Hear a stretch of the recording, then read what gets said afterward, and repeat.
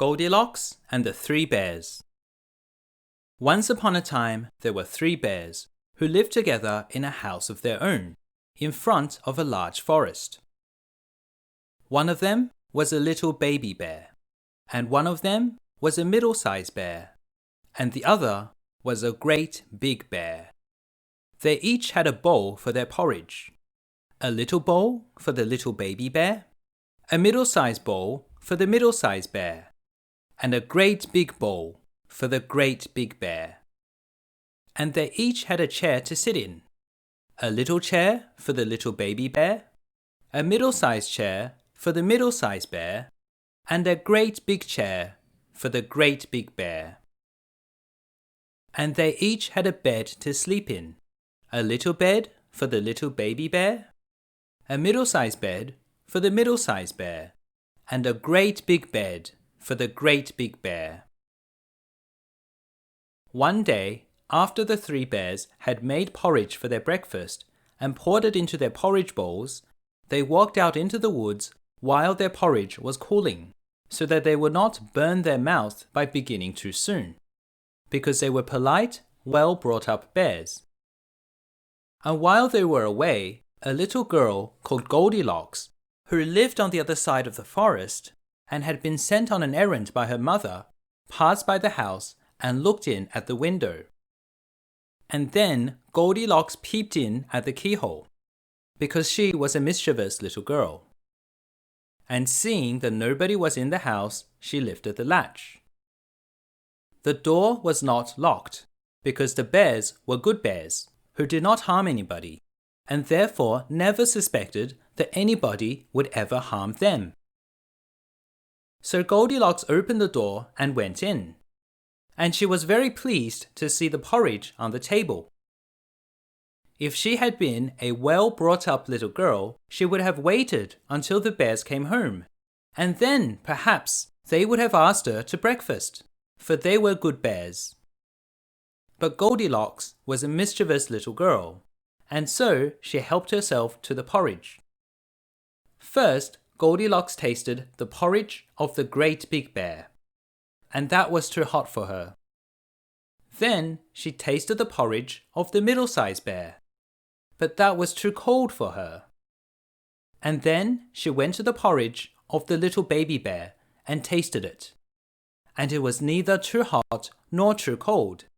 It was just right. And she liked it so much that she ate it all up, every single bit. Then Goldilocks, who was tired from catching butterflies outside, sat down in the chair of the great big bear. But that chair was too hard for her.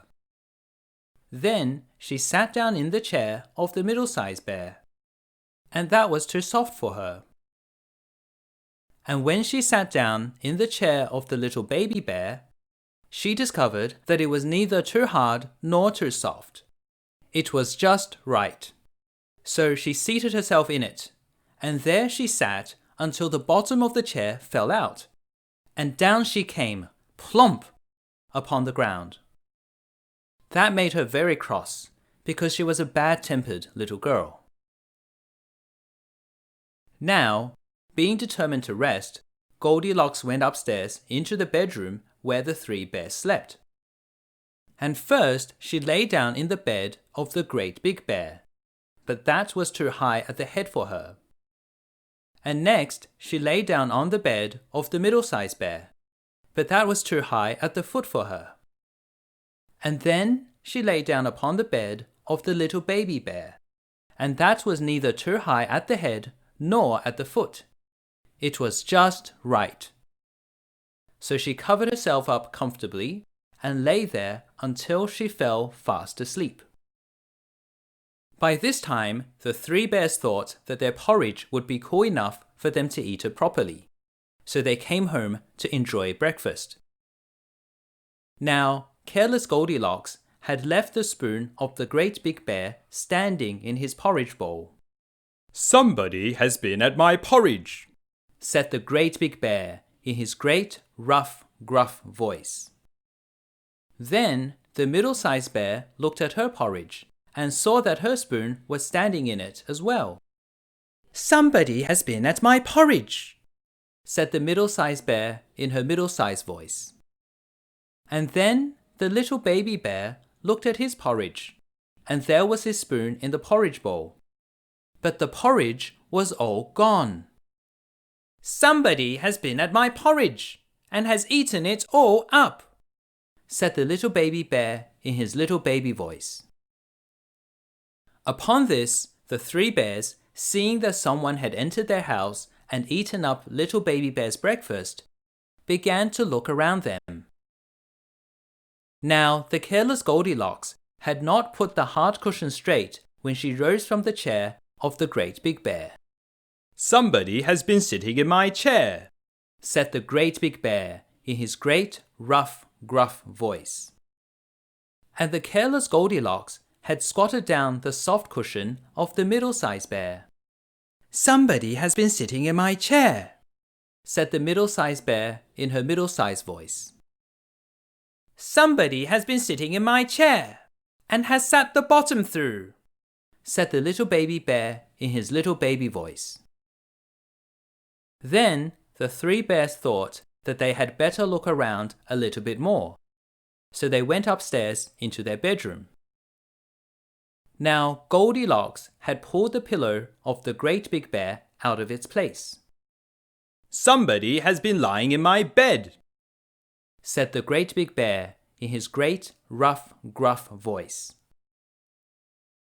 And Goldilocks had pulled the bolster of the middle-sized bear out of its place. Somebody has been lying in my bed, said the middle-sized bear in her middle-sized voice.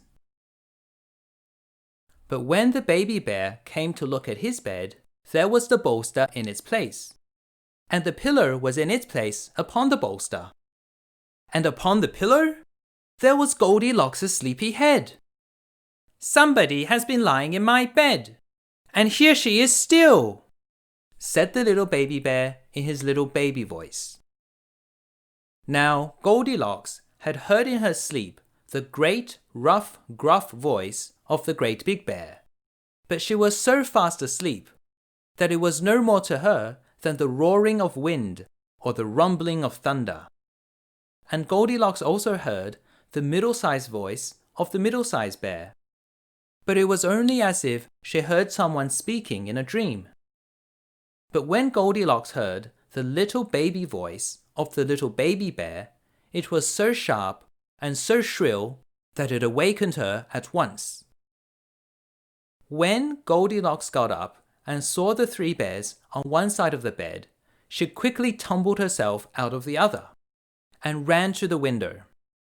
Now the window was open because the bears, like good tidy bears as they were, always opened their bedroom window when they got up in the morning. So naughty, frightened little Goldilocks quickly jumped out of the window, landed on a soft patch of grass, and ran all the way home. And the three bears never saw anything more of little Goldilocks.